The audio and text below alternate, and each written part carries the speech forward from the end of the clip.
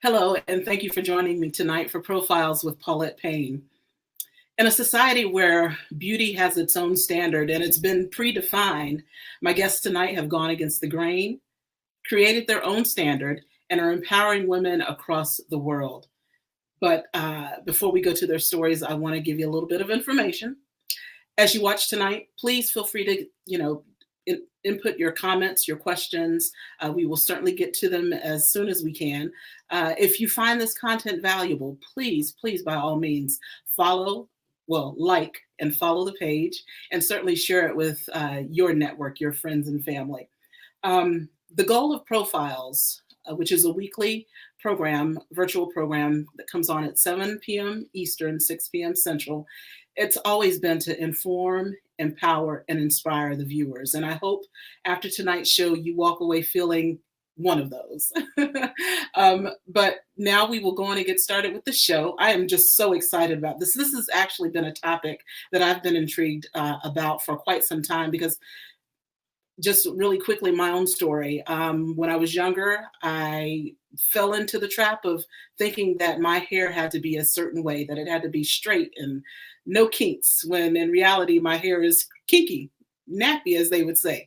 And so I fell into that trap, and I put scarves around my forehead so my edges would stay straight. And eventually, over time, my edges started coming out to the point where some areas are forever bald. And so I wondered, is this alopecia? And I would do research on it. And, the thought kind of lingered and came periodically over the years.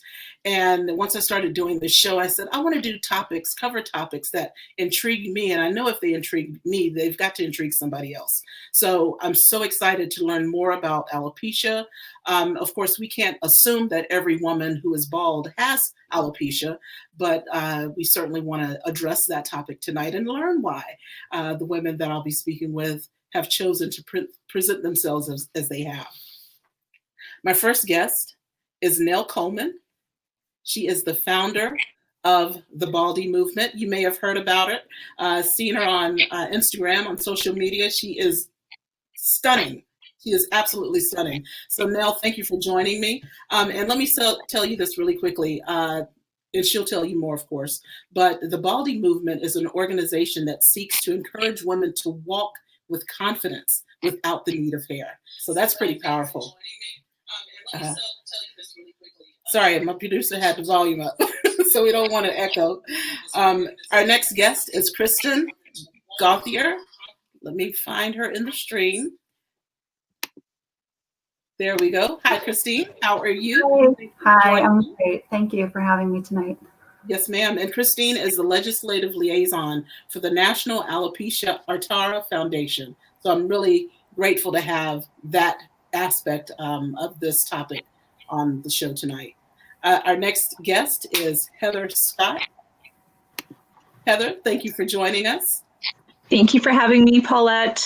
Yes, ma'am, my pleasure. And let me tell you this. This is pretty impressive. So Heather is the founder of Helper Hair Box. She'll talk to us a little bit more about that in a few minutes. But it's the first subscription box of its kind. So for women who have challenges in terms of hair loss, see Heather. She will hook you up. And she's also a member of the Baldy Movement. Our next guest is the queen herself, Sarah Pennington. Thank you, Sarah, so much for joining us tonight. Thank you for having me. My pleasure. Sarah is the National Miss Heart of the South 2020. So she is the queen of the hour. So thank you, Heather. I'm sorry, Sarah, for joining. And last but not least, so let me tell you a little bit about Talon. So I contacted Nell several weeks ago, and I told her what I was trying to do. And, she really got on the ball quickly to rally her membership. And I received an email from Talon, and I received an email, a picture, and, her story. And I tell you, you guys, when I saw her picture, I was blown away. When I saw all of their pictures, I was blown away. But Talon, I don't know, there's just something about this young woman. And I'm just so grateful that she was so enthusiastic, as all my guests tonight were to come and join tonight. So Talon Stearns, Talon, I'm going to find you in a second. Hold on. There we go. Talon is the founder of Talented Beauty, and she's also a member of the Baldy movement. Talon, thank you so much for joining tonight. Thank you for having me. My pleasure. My pleasure. Now, you guys, at the open, I said they were bald, bold, and beautiful, but I also must say that they are bosses in their own right. We talked about Heather and her subscription box, and Nell and her organization. So I want to give these ladies an opportunity to briefly tell us more about the organization they represent. So Nell, we'll start with you. And what I want you to do, Nell, when you tell us about your organization, give us a little background on the I Refuse campaign. Okay. So you start with the Baldy movement first or the campaign? Whichever is your pleasure. All right. So I created the Baldy movement. Well, I created the idea of it in 2012. I simply wanted to create a platform where I could teach women that you don't need hair to be beautiful. It's who you are that makes you a beautiful person. And I know that there were women out there who didn't choose this look, though I chose it because I'm bald by choice, who didn't choose this look and they weren't confident. And so the goal was simply to just bring all of these different women from different walks of life together. And together we would celebrate, support, and empower one another to love ourselves more. And then I Refuse, how that came about was that there were a lot of women who they would tell me privately that their family members and friends would disown them if they showcase their baldness to the public. And so the I Refuse came about where I wanted to challenge these women to say, you know what, I refuse to hide my baldness just for you to be comfortable around me. I refuse to wear wigs to feel and look my best self. I refuse whatever it was that they were experiencing or going through due to negative comments and things of that nature in regards to their baldness. I wanted them to refuse from doing those things and just be confident with their bald heads. So that's where that came from. Well, that is so empowering and so inspiring. Many times we think we have to conform, but no, we present ourselves the way we feel most confident and most beautiful. And that's a pretty powerful platform you've created. Thank you for sharing that. Christine, I'm sorry. I'd like to go to you next. Talk to us a little about the organization you represent. Yes, I'm a legislative liaison volunteer with the National Alopecia Areata Foundation. And the NAF, for short, was developed way back in the 70s, 80s in San Francisco. It had a very small group of people when it was first developed. And it's grown into multiple millions of members of people who participate either as volunteers or as patient advocates. My role as a legislative liaison is to advocate for supports for the alopecia community. The organization itself promotes research into alopecia areata. They're funding, and pushing for research for a cure or an effective and easy treatment for the disease. They take care of patients, they provide resources, they support families, and they educate the public. And I've been honored to volunteer with them. For most of the year, I live in the DC metro area, and I have the opportunity to go to Capitol Hill and speak with our elected officials about certain bills we're trying to pass through Congress and the Senate that will provide support ultimately for those with alopecia. If we have time, if you're able to, I'd like for you to address one of those issues that you present to your congressional leaders. Sure, happy to. Thank you. Talon, talk to us a little bit about Talon Beauty. So, Talented Beauty. Talented Beauty, actually, it's been a vision I've had for about a year now. And even though it's still fairly new, fairly fresh, I'm kind of easing my way into it because I'm still learning how to be a businesswoman, how to market myself, and just how to I took a like a head first dive into the business world. So I'm still learning.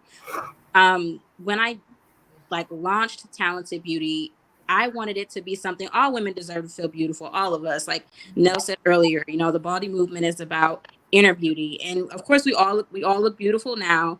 And we all like to enhance our beauty, you know, whether we're going out or we're just taking photos, however you want to do it. So talented beauty is for every woman from every race, every background, every creed, every color. I want it. It's an all inclusive brand. It's not just based on, you know, people of color, people who have hair, who don't have hair. I have had so much support from the Baldy movement. I've had so much support from people from different states. It makes me feel good because I'm still a new business. But I have vegan and cruelty free lip glosses, lipsticks. I hand make all of my hand scrubs with all natural products. So it's a line that I want to keep it clean. I know a lot of people are investing in clean brands. So I want mine to be one of them, and just use it to enhance, you know, beauty and to make everyone feel beautiful. That's awesome. And you know, self-care is the best care. Very, yes. Looks like for you. So that is pretty awesome. Thank you so much, Talon, for sharing your business with us. Sarah, talk to us a little bit about you and the organization you represent.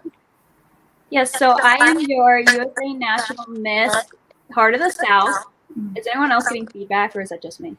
Yeah, what I'm going to do, let me ask you this. Heather, will you mute your mic? And then when it's time, I'll come to you shortly, and then you unmute yourself. It's just some of the mics, sometimes when they're open, you can get that feedback. Go on, Sarah. Okay. Yes, I am your USA National Miss Heart of the South. I am a title holder within the USA National Miss Scholarship Organization, which is an organization that represents women ages 4 to 25 all across America. We have title holders in pretty much every state, and we promote doing service, and we promote positive pageantry, which is a movement started by UNM. And we really just want the girl to feel empowered and feel that she can be the best girl that she is possibly able to be. And I really love it because it is very heavily community service based. And I know there's a lot of pageants on TV. There's a lot of misconceptions about pageant girls. And this organization is really fighting to end that and fighting to show the good that pageants hold. And my goal is, when I go to the national pageant in November, is to be the first national title holder who is bald.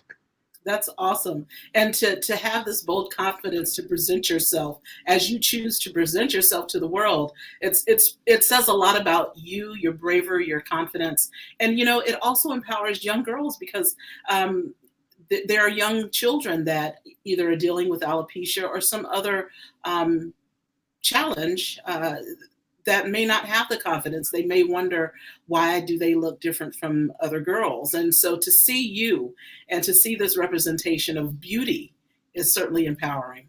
All right, Miss Heather. Okay. Talk to us about this, the first of its kind hair subscription box. Yes. So I too am new to the entrepreneurial world, and I've had alopecia since the age of 3. So children have always held such a special place in my heart, especially children with hair loss. So when I publicly came out about my hair loss, one of the first things, I had a lot of parents reaching out to me asking how they can support their children, how they can help with bullying at school and things like that. And I would send a child's wig to them for free.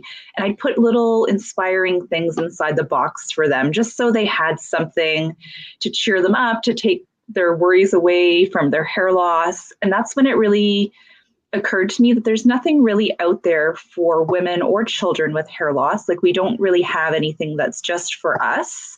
There's all kinds of subscription boxes out there, but nothing really for those going through any form of hair loss. So that's kind of how the Help Her Hair box was born. And we have 2 different boxes. We have a woman's box and we have a children's box. And they're custom to each woman. So some women with hair loss choose to wear, we call it Help Her Hair. So they choose to wear wigs or toppers, extensions, things like that. And then we have a lot of women who choose to rock the bald look. So the box is catered to them. So for our women who choose not to wear any hair, we have, you know, makeup and accessories and jewelry, like temporary eyebrow tattoos, things to kind of help them with their hair loss journey, but also to inspire them and to remind them that they are beautiful with or without hair. And same thing with our children's boxes. They are filled with things to encourage children. They all include an inspirational book. I try to include books that are written by women with hair loss from alopecia or cancer, just so the children have a fun book to read in every box.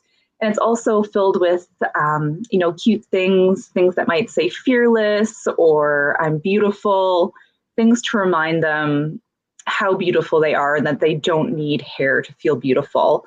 And a part of my business to give back to the children in our hair loss community is for every 6 boxes that are sold, I donate a box to a child with hair loss. And for every 12 boxes sold, I donate a children's wig to a child. Wow. And the parents can go online and they can fill out a form and request a box or request a wig, and we get that off to the children. That is beautiful. Yeah. Let's see, somebody's going to mute their mic. Okay. Maybe it's, let's see. I'm so sorry, you guys. Yeah.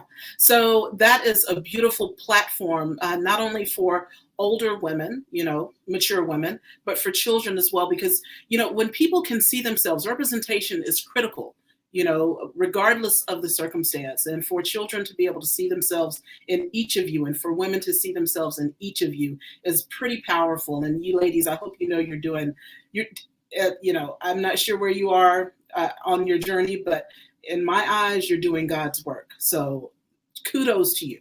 Kudos to you. Now, so I want to get to the meat of this conversation. At the open, I said not all women who are bald necessarily have alopecia. So if each of you would briefly express to us and tell the viewers what inspired or what sparked your journey. Sarah, we'll start with you. Sure. So I actually have a condition called trichotillomania. Trichotillomania, or trick for short, is a body-focused repetitive behavior, or a BFRB. Other BFRBs include skin picking, nail biting, cheek biting, etc., etc., but trichotillomania is a hair pulling disorder. I actually developed this when I was just 11 years old, and at the time, we had never heard of the condition. So if you're sitting there watching this saying, I've never heard of trick, you're not alone. I didn't either until it actually happened to me. And I started pulling my eyebrows and my eyelashes, and then eventually a few years later, I went to my head hair. And that's when things started getting really bad, because I had this giant bald patch on my head at 13 years old, and I felt really self-conscious. So I hid it under hats and wigs for years.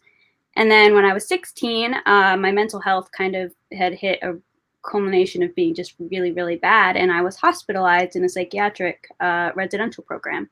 And when I was in there, I was focused on, stopping pulling out my hair. Unbeknownst to me, my therapist's goal was actually to get me to accept who I was. And so he said, one of the things that you have to do to get out of this hospital, which, kind of was the end goal, was to take my hat off in public and show them that I was bald. And I was petrified of doing that. But eventually we weaned it down to I just had to do it for 1 minute. So I took the hat off, and it wasn't like everyone was staring at me. They were doing their own work, which made me feel a little bit better. And I took it off, and my anxiety spiked. But then the world didn't end. Nothing bad happened. And I realized, oh my gosh, I've been hiding this for 5 years. And it's not like this horrible thing that I had expected it to be. So gradually from there, I got more and more comfortable. And then eventually I was sick of just having this patchy hair that was just happening because I'd pulled parts of it out. And I said, you know what, we're just shaving it all off. And I haven't looked back. And I really am so grateful that I was able to take that step.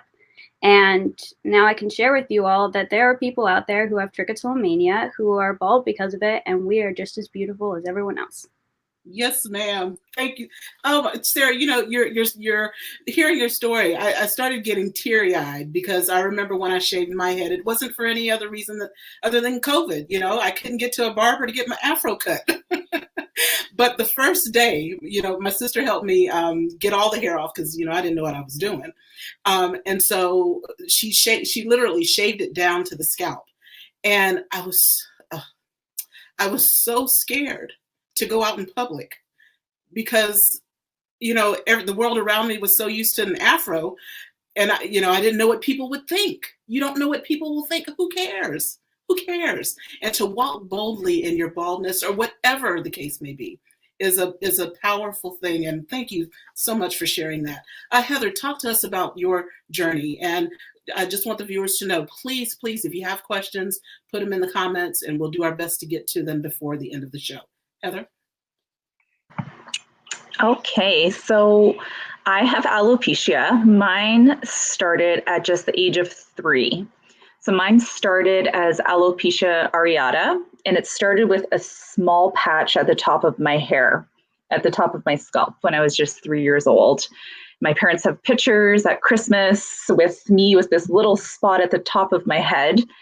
And because of my age, my parents took me to a doctor. There was nothing they could do because I was so young at that time. They just said, just leave it be. And that hair grew back, and I never knew about this. And then when I was about 7 or 8 years old, I was sitting in class one day, and every day before I went to school, my dad would do my hair because my dad was always home in the morning. So I had long hair, and he would put it up in a half clip every day for school. And he would braid my hair. And so I'm sitting in class, and a classmate is like, "What happened to your hair?" And I'm like, "What are you talking about?" They're like, "There's no hair behind your ear." And I went to the bathroom, and sure enough, like a huge chunk of hair had just fallen out. And I swear it was there in the morning because my dad had did my hair. Like, he would have noticed if there was a big chunk missing. So I still to this day, I think there's a big chunk of hair that had fallen out at school somewhere because I don't know what happened to it. It's not like it was on my pillow or anything like that. It was just magically not there one day. So I had no idea what was going on. I ran down to the principal's office, and they allowed me to go to my mom's work, which is really close to the school. And I was like crying, and I'm like, "What's happening?" And my mom just had this look on her face, like she knew what was happening. And she's like, "Okay, we need to go to a dermatologist." And they said, "Okay, it's alopecia." And at that point, I was starting treatments. So I'd have a topical solution that I would rub on my scalp to try and stimulate the hair growth. And I was also doing steroid injections into my scalp, which was the most painful thing I had ever gone through, ever. Tiny needles being injected, hundreds of little needles being injected into my scalp. And I just hated it. That lasted for a couple years. And then at the same time, I got diagnosed with type 1 diabetes. So I had 2 autoimmunes attacking my system at the same time. So I remember being in the hospital, and I probably only had like 25% of my hair at that time. And I was getting injections in my scalp, and then they tell me I'm type 1 diabetic, so that I have to have insulin injections. And it was a really tough time in my life as a child going through all of this. And then my hair kind of grew in and fell out for the next about 5 to 6 years. I kind of went through that cycle of it regrowing. It would grow in here and then fall out here. This would grow in, it would fall out somewhere else. So it was always playing catch up. And at that point, I was like, I don't want to do any more treatments. I don't want to go through that pain anymore. So I just said, I'll let my body do what it's going to do. And then by the time I got to high school, I had lost almost pretty much 90% of my hair. And that's when I started to wear wigs. And I never told anybody about my alopecia because I didn't know anybody else with the condition. When I was younger, I didn't actually meet anybody that had this condition until I was in my 20s. And it was a male that I had met, and he didn't want to talk about it. So I didn't know anybody who had alopecia. So I kind of just hid under a wig for 20 years, not telling anybody, not even my closest friends. And that's kind of my story until about a year and a half ago when I came out publicly about my hair loss. So the only person who had ever seen me with a bald head was my husband and my parents. And I just came out to social media one day. I'm like, okay, I've had enough. This is me. This is who I am. So it's been wonderful since then to come out about my hair loss and to educate others and to be there for others, and especially children going through what I went through. You know, when you can shed not only the hair, when you can shed the shame that might be associated with this, and the guilt of, you know, some women may feel guilty because they don't have hair, and once you can shed that, you have walked in your power. And it reminds me of Congresswoman Presley, who had the same story. The only people that saw her bald were her husband and her child, you know. But when she came out, oh my gosh, that was so powerful. And it was so empowering for those with and without hair. Thank you, Heather. Let's see, Talon, briefly tell us why you choose to present yourself as a bald woman. Make sure you I had to unmute myself. You know what? I haven't felt more beautiful and more fierce and more powerful than any other time in my life other than right now. And it's so crazy. I believe Sarah mentioned this. She said it was not the end of the world. And I am bald by choice. It just wasn't the end of the world. The thing is, when we make it an issue as women, when we make anything an issue, whether it's our weight, whether it's our hair, whether it's our skin, that's when people notice. But when we walk in it and we pretend that there is not an issue, there is not a problem, there is not a care in the world, that's when not only do they accept it, but we start to, when we accept it, which is the most important thing, it's like, you know what do I need hair for? Like you said, like we all can agree, it's about who we are. It's about our spirit, how we treat others, and how we conduct ourselves. It's not about what we have on or what our hair looks like. Because I can attest to being in high school, I was the girl that had the fresh wrap. I had the relaxed, I had all kinds of stuff going on. I colored my hair, I trimmed it, I did all kinds of stuff. And by the time I got to my junior year, I had like this little mohawk thing. Like literally, I had shaved it down to like a patch of hair at the top. I was very experimental. I colored it. I had a lot of heat damage. I wasn't caring for my hair like I should have been. So by the time I got to my senior year, I'm 17 years old, and I said, you know what? I'm done with this patch up here. I'm through. And my mom had a wavelength fade too. So she was like, well, just cut it off. And I said, excuse me? And she said, yeah, come on, we'll go to the barbershop. And to know that my mother was that bold, she had worn her hair short for like 13 or 15 years, something like that. And so she was like, well, let's just go to the barber. We're going to the barbershop and we'll cut it off. And I said, I don't know. But I said, you know what? Forget it. Let's just go. Let's just do it. So he got the cut and he didn't ask me if I was sure you want to do this. He just cut it off. And at first I was like, everybody's going to think I'm a boy now.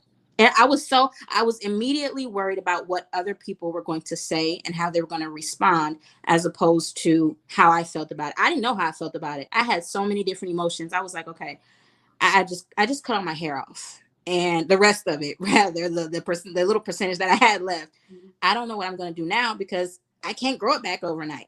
So I went to school the next day, and people were looking really, some people were like, huh? And then other people, the boys, were like, who's your barber? And it took me by surprise, because I'm like, the boys are asking who's my barber, and I'm expecting them to be more, aggressive with it and be mean, because kids are mean at any age. They can be very cruel. But as I got older, the guy I was even dating loved it, and I was like, I was really surprised by that. So as I got older, I didn't go completely bald until about maybe 3 years ago. But I can honestly tell you, it is so freeing. It is so freeing to get up, not have to worry about your hair, not have to worry about the comb and the brushing, the flat ironing, the whatever it is your morning routine is. It is so freeing to not have to worry about that, because I have 2 daughters. I have a 7-year-old and I have a 2-year-old who have a lot of hair. They have a lot of hair, and it's like, I'd rather take care of theirs than mine.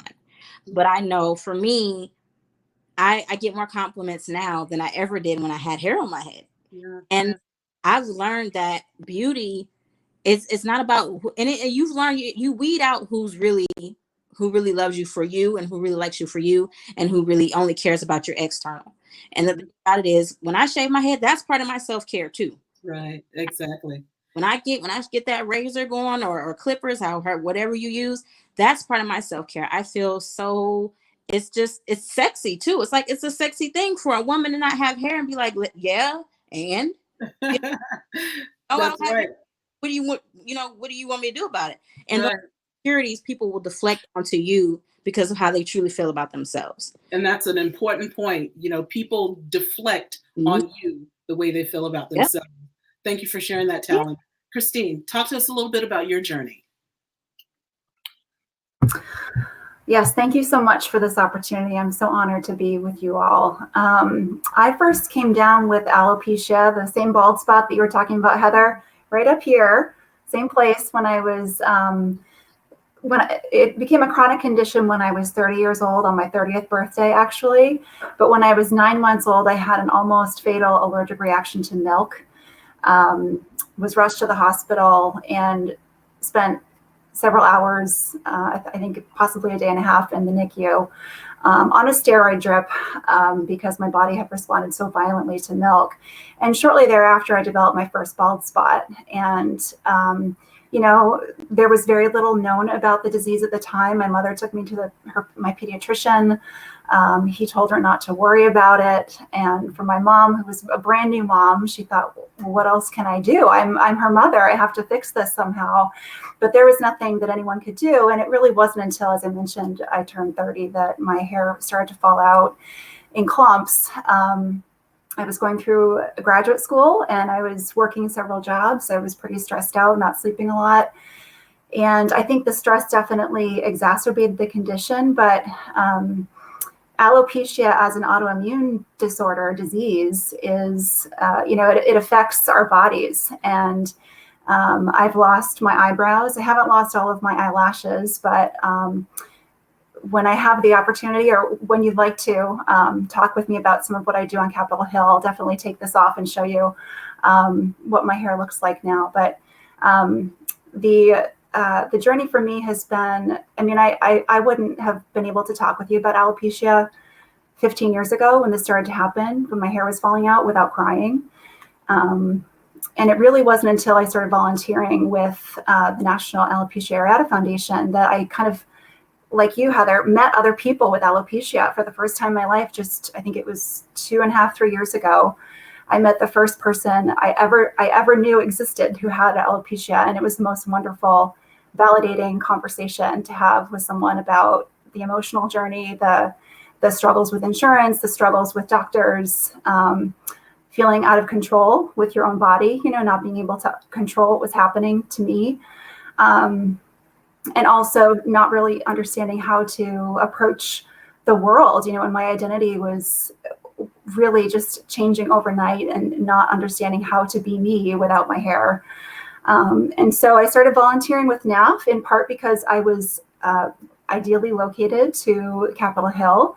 I was new to the DC metro area and I wanted to do something that would be both socially rewarding for me and make me feel as though I was making a difference for others who have alopecia. And so my conversations on Capitol Hill also led to a YouTube channel that I've developed called Alopecia in Life.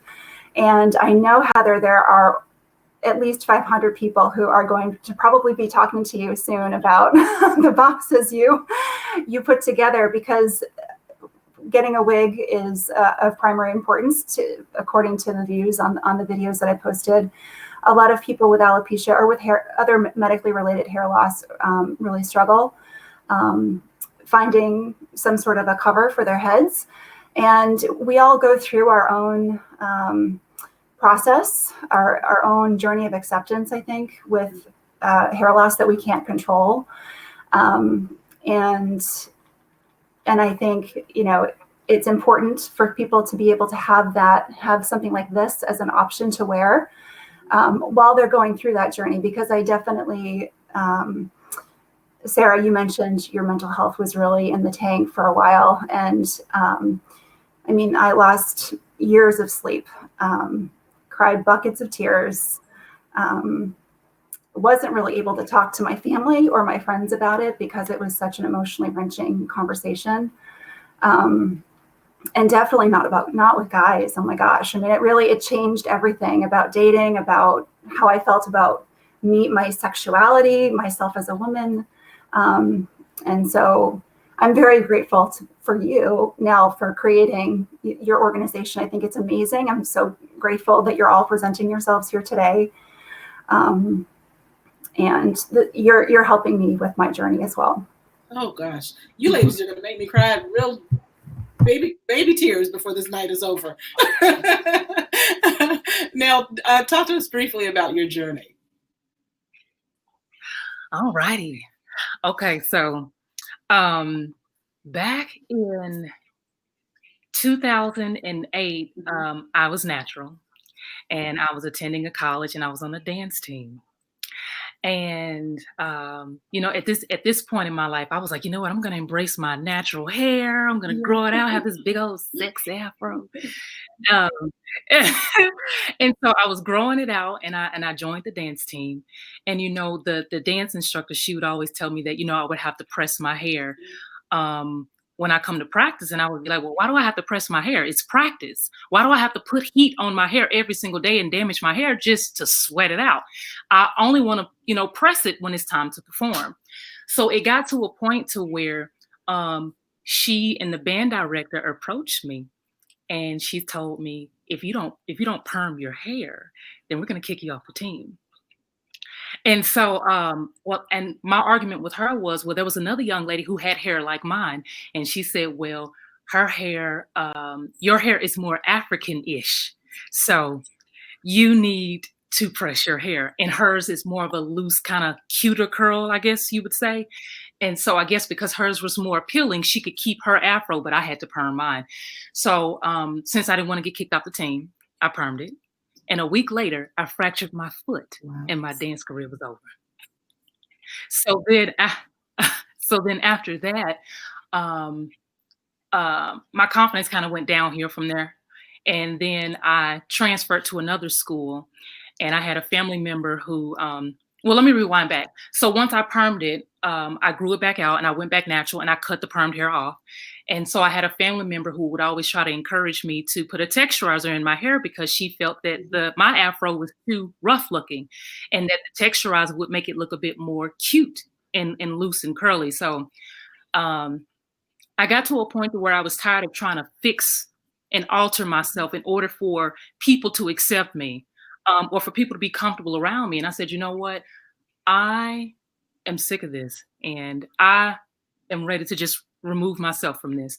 So I chopped my hair off, and I said, I'm going to teach myself that I don't need hair to be beautiful. And from there, I just started to walk with confidence with it. Now, I'm not going to lie to you guys. I did hide it. I hid it for the first 6 months. And then I had a guy encourage me to take it off and to just be confident with my baldness. Even though I chose to do it, I was afraid of what people would think, especially men. I didn't think guys would find me attractive as a bald woman. So that's why I wore the wig. And I've even had guys tell me when I wore the wigs that I don't date bald women. And so in that moment, I said, well, I'm going to take this wig off, and I'm just going to embrace who I am, because what you see is what you get. And so that's what it was from there. What you see is what you get.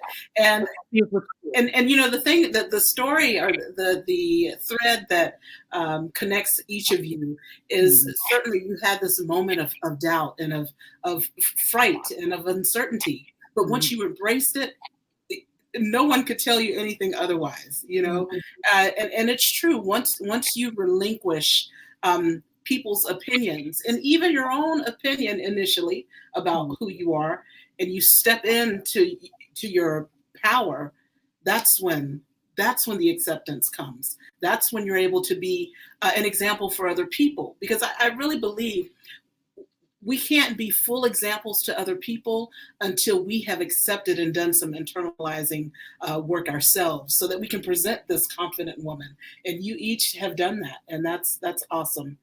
Christine, I want to come back to you and talk a little bit about what you do on Capitol Hill, and share with us some of the policies that you've been able to pass and some of the things that you all are currently working on. I love your positive talk, Paulette. We haven't passed anything yet, but we're working on it. So the biggest thing that I talk with our legislators about is a bill called HR 3332, which is a House resolution bill that would change the language to Medicare to qualify wigs as durable medical equipment, because as you probably know, Heather, in your work, insurance companies don't recognize alopecia or any medically related hair loss as being anything other than a cosmetic problem. And as we're talking about now, and as I'm sure whoever's watching this can relate, there are so many different attachments to hair that it's people say it's just hair, but it's not just hair. I mean, when you start to lose your hair, you have no control over it. When I was 30 and I started losing my hair, I was like, I just graduated from grad school. I'm going to start my own business. I'm going to buy a house. I'm going to get married. I'm going to have kids. Everything's going to happen. And then this happened, and all of that came to a screeching halt. And because of the emotions attached to one's hair, especially when one is not prepared to lose it. As you mentioned, Paulette, our culture is very, and as we're all discussing, there are so much judgment attached to hair. And so this cranial prosthetic is custom made for me. It costs about $3,000. By a miracle, my insurance company covers it. And I really don't want to leave my job, primarily because my insurance company covers this thing. It also covers the medication that I'm on, the autoimmune or the immune suppressant that I'm on that's helping to grow my hair back. But for most people who can afford something like this, I mean, this is the look without the hair. And this thing helps me, at least at this point in my life, it helps me feel confident at my job. I work with kids, I work with other professionals, and I've chosen to present myself to the world with a wig, but there are other times when I choose not to. So having coverage for wigs is something that we're really pushing hard in Congress and the Senate, so that people don't have to struggle, because it's emotionally wrenching enough to lose your hair out of the clear blue sky and have no resources. The other thing that we try to do is to increase awareness, because as you know, Heather, who knows about alopecia? There are very few people who do. It can be very isolating, especially when you're going through the initial stages of losing your hair. We also are advocating for research. We advocate for research dollars to be infused into the National Institutes of Health, and a specific branch of the NIH that does research on musculoskeletal and skin diseases. And through the research that has been happening, we have several different treatment options. None of them is a silver bullet, but there is increasing evidence that what are called Janus kinase inhibitors or JAK inhibitors, and immunosuppressant are going to be very effective, kind of the wave of the future for autoimmune treatment, and specifically for alopecia areata. They found, as you know, Heather, that people with one autoimmune disease typically have two or three. It's like a tree, the roots and then the tree. You have the root problem, and then it manifests in several different ways. These autoimmune diseases typically affect women more than men. So I think it's, as a woman, I feel like it's really important for me to speak on behalf of other women who have not just alopecia, but like my sister has rheumatoid arthritis. She was just diagnosed, and looking for treatments to help improve people's quality of life. This is a cosmetic change, of course, that happened to me, but alopecia itself is a medical disease, and people lose their nose hair, they lose their eyebrows, their eyelashes. Hair has a function. And I think it's important to obviously be comfortable in our own skin, but I think especially for legislators, they need to hear the medical impacts that come along with having an autoimmune disease like alopecia. People get more sick, they get sick more often. Some of my friends, my volunteer friends, talk about how they need to prep themselves extra hard before they go on a plane ride, because they know that if they don't, they're definitely going to come down with something, because they don't have those filters that we all otherwise would have on our face to keep germs away. So so this, it's a cosmetic problem, but it's a medical disease that requires the same amount of attention that any other medical disease deserves, for treatment and hopefully a cure someday. And that's what we're pushing for. Well, Kristen, first, when you took your wig off,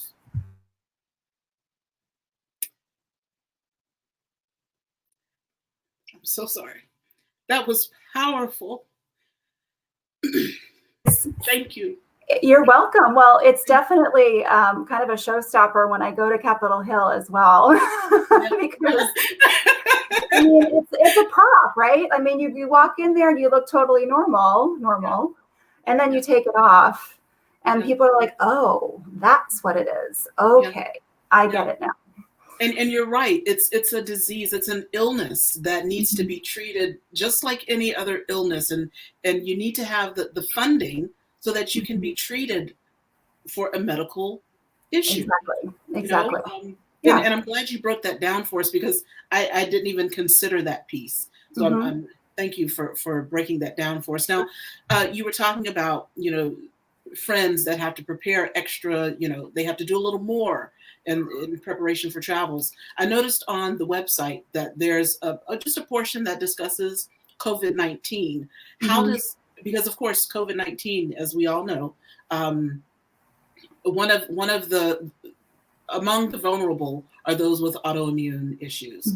So talk to us just briefly, Christine, about how you all talk to your members, or what you all are preparing, or how you've talked to your members about COVID-19 and steps to take to protect themselves. So I have to apologize. I don't have a lot of information about that specifically, but NAF does have resources on its website specifically for that issue. The doctor that I'm working with at Columbia Presbyterian Hospital in New York City, who prescribes the medication called, its generic name is tofacitinib. Its medical name is Xeljanz. It's one of the JAK inhibitors that I mentioned. When I called her when COVID first hit, I said, "So what's up? What do I need to worry about?" And she said, actually, so there's no evidence. Everything is so brand new. We don't have a lot of research into how does COVID specifically affect someone with alopecia areata. Her general advice to me as her patient was that my autoimmune system, my immune system is so strong that, when the next Ebola virus comes, I might be the last one standing, because my immune system just knocks things out left and right. That said, I'm not being stupid about protecting my health. And I know that with the volunteers that I've worked with in the past, COVID aside, with other flus, colds, they themselves experience feeling more susceptible, getting sick more often, as I mentioned. And so I think there is that added vulnerability. But again, we just don't know. We don't know for sure. I'm trying to walk that line of not freaking out, but also being cautious and smart. Certainly, as of course we all should, most definitely. Sarah, I want to talk to you a little bit about pageantry, and how seeking this title, and of course the national title, what has that done for you? I know you're already confident and bold, but pursuing this lofty ambition, where there's so many preconceptions around pageantry in and of itself. How did pursuing this goal impact you emotionally, mentally, in terms of beauty? Talk to us a little bit about that, this journey of pageantry for you. Absolutely. So I'm holding a 2020 title, but I began competing about 5 years ago, little less than 6 months after I first went public with my disorder and said, I have trichotillomania, and this is why my hair has been all funky-dunky for the past however many years.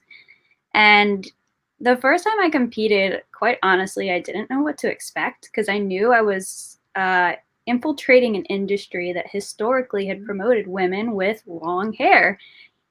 And so I was like, you know what, we're just going to go in and hope for the best. And I won my first pageant, and I was so shocked because I thought that I would have to be breaking down so many barriers even just to win that first title.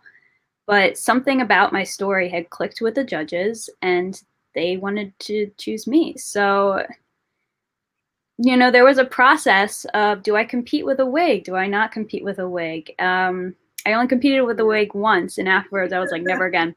Nope, not doing it. And then it was, do I fill in my hair patches with color? And so I did that for a little while, and then I was like, screw this, we're just shaving it all off. And that process really helped me kind of come to terms with my bald journey as well.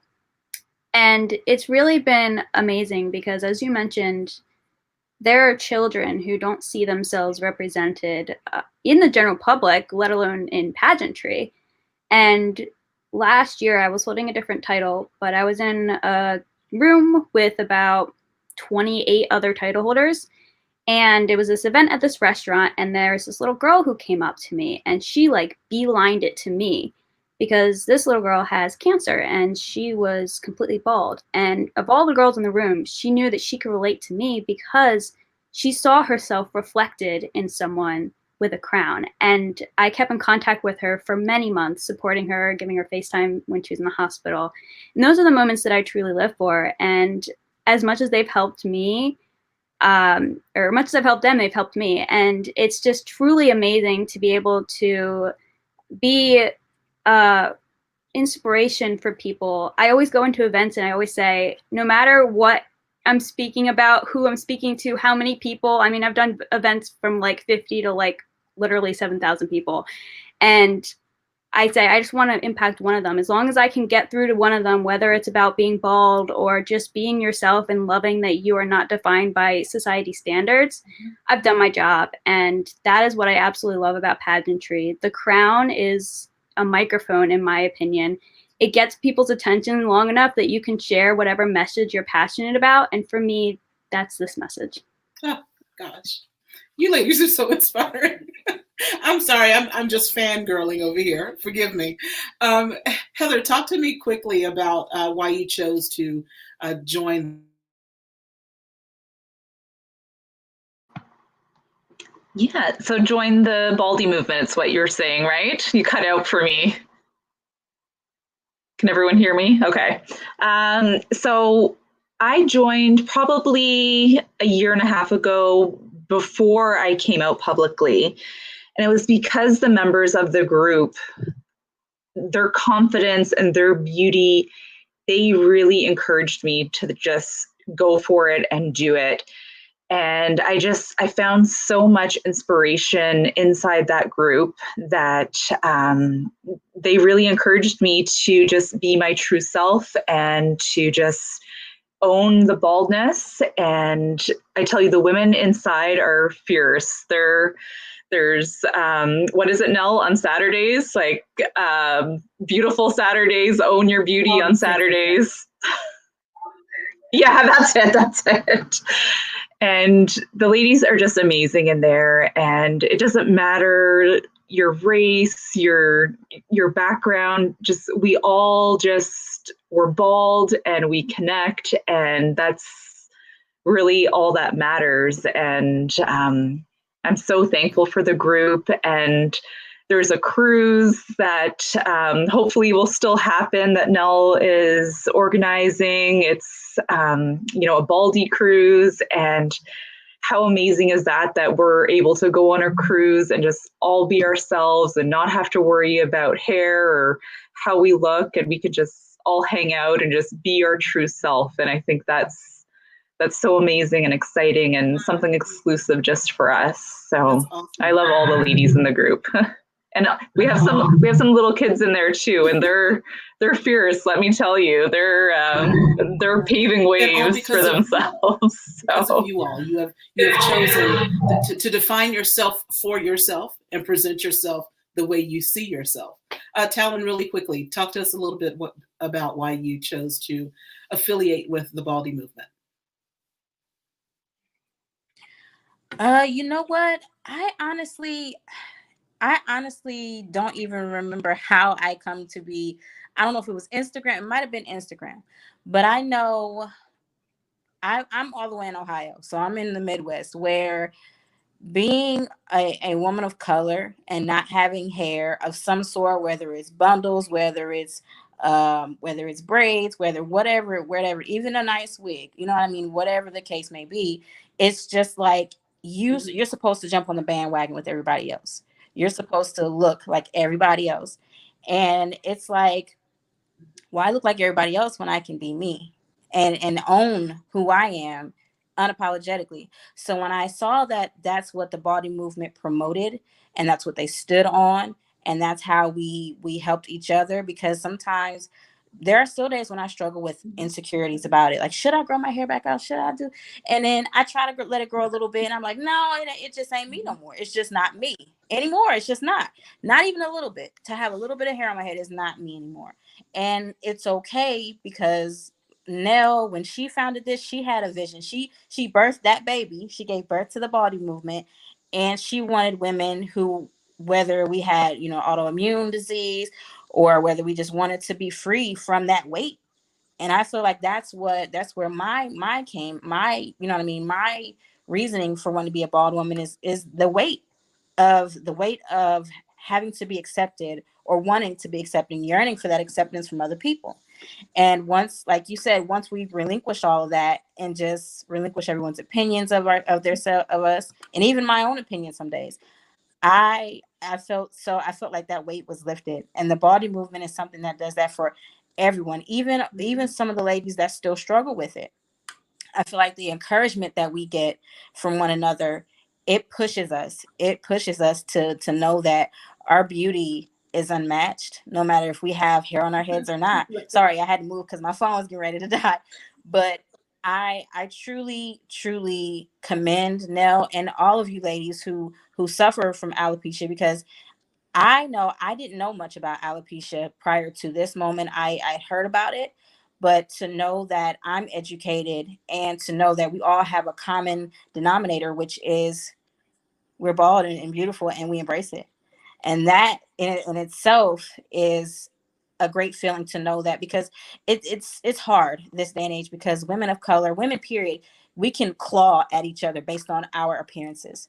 It doesn't matter, we will downplay each other based on, oh, she doesn't have any hair. And we can be mean too. We can be really cruel, not even know. We can make these assumptions about women just because we don't have hair. We just don't want hair. I mean, we don't have to give you an explanation behind it. We don't have to explain ourselves. Right. We just don't want it. We just don't want to. Yeah. And if we choose to go and buy some hair, or make a wig, or if we want to, be versatile and add those different styles, we can do that too. But the thing about it is, we can do that and be okay with it. And even though we don't have hair, we're still okay with ourselves. Right. That's right. We're okay. That's right. Self-acceptance. That's where it starts. And Nell, I wanted to end with you because, of course, you are the creator of the Baldy movement, whether women choose to be bald by choice or because of a medical condition. You have created this platform for women to stand on, and stand on proudly. So at the close of the show, I'd like for you to leave us with some final thoughts. Oh, okay. Well, the first thing that I always say is, there's nothing more beautiful than a woman who's unafraid to be herself. I can't stress that enough. And I always like to let the ladies know that hair doesn't determine your beauty or worth. You do. And you have to remember that. So many of us, we feel, well, here's my thing. I'm not against hair. Sure. But I don't push our women to wear wigs, simply because of this. When you go home and you look in the mirror, you still have to face who you truly are. Mm-hmm. And that's the person you need to fall in love with. That's right. That's the person you need to fall in love with. And once you fall in love with self, you have conquered. You have conquered the world, truly. Mm-hmm. Ladies, thank you so much for your transparency, for your vulnerability, for your honesty, and for making me cry tonight, y'all. I wasn't going to cry tonight. But thank you. Thank you so much. And I pray that everything that you all are seeking, Christine with the legislation, Talon with more marketing acuity and knowledge and presenting yourself and your business as this woman who has the tools that you need to accomplish the beauty goals that you have. I pray that that comes to fruition for you. Sarah, you will have this national title. I'm just going to claim it right now. And Heather, all the best to you with this first of its kind beauty hair subscription. You're going to change lives as you already have. And Nell, girl, keep on doing what you're doing, because women, girls, they're looking up to you. So thank you, ladies, so much for joining me tonight. And thank you for watching. Come back next week, same time, same location, for a conversation with actress, author, and vocalist Latrice Pace. Until then, thank you for watching again. And in all you do, be kind, be compassionate, and certainly show yourself some grace. Thanks, y'all. And I appreciate you watching. Good night.